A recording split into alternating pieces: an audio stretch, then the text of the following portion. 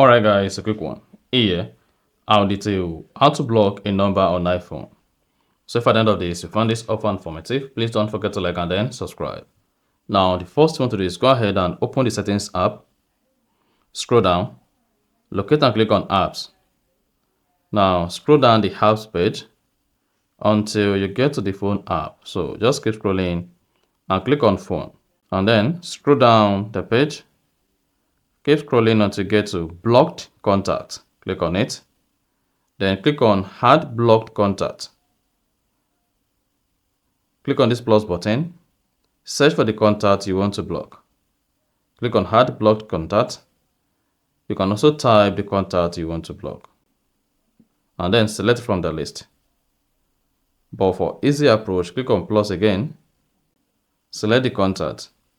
Then hit the back button.